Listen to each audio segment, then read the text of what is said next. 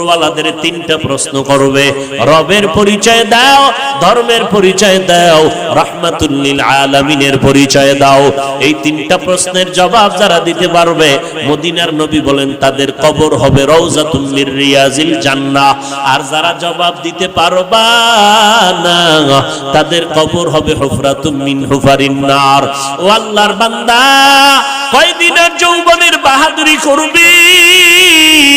আল্লাহ বলেন সব মাখলুক তোমার গোলাম বানায় দিলাম। আসমানটাও তোমার গোলাম, সূর্য তোমার গোলাম, জমিন তোমার গোলাম, বাতাস তোমার গোলাম। কেমন গোলাম দেখছো নি? সূর্যের তাপ তোমরা ব্যবহার করো, নিতেছো, গ্রহণ করো, কোনো বিল নেই। আমি আল্লাহ পানি দিলাম ফ্রি, কোনো বিল নিলাম না।